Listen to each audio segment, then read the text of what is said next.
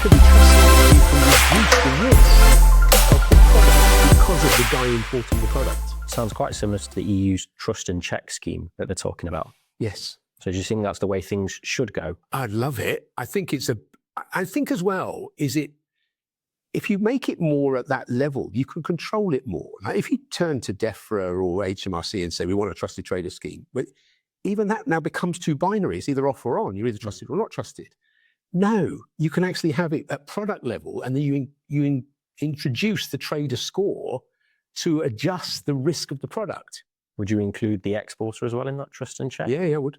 Yep. And I think he's got to be more dynamic. Not dynamic alignment, let's not get confused here, but it needs to have more flexibility in it, that it doesn't just look at the product, it actually looks at the supply chain, and you could do that through risk assessing the supply chain and applying that up or down. I mean, you might look at the supply chain and go, no way. So when that was a score of 50, with that exporter and that importer, it's actually 70. But I might even put it in high risk because I don't like this flow at all.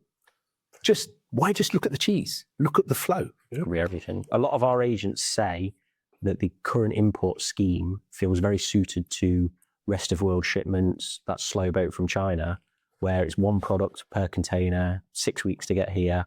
It doesn't feel like it works for EU trade or short sea straits. Would you say the same?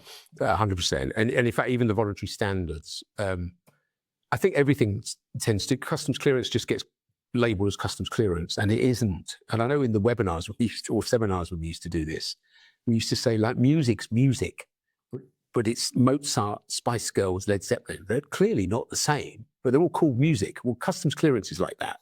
And I think even within the voluntary standards piece that HMRC have started to put together, so that you can actually subscribe to a voluntary standard, there's a fundamental problem with that, is that it's a voluntary standard for customs intermediary.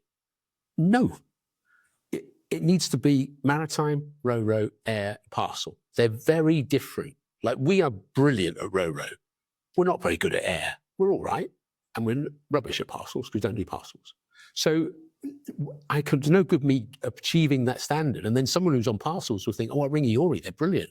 I'm brilliant at that bit, but I'm not so strong at that bit. And I'm willing to admit that, but the standards don't allow me to admit that. So I think there needs to be more of this. There's something I'm really interested in is the removal of the de minimis on UK parcels. It's going to require modern thinking of how that customs declaration is done. Whatever that modern thinking is of that customs solution to a low value parcel, can I use that for ro-ro? Why? Like put ro-ro in that packet? Because the whole point of parcels is fast moving, hardly any duty. EU ro-ro is fast moving, hardly any duty. So look at it as a big parcel rather than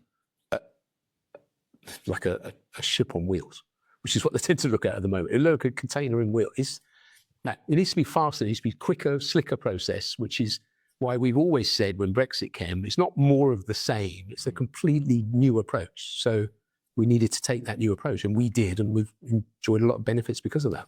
But there's still room to improve. Always.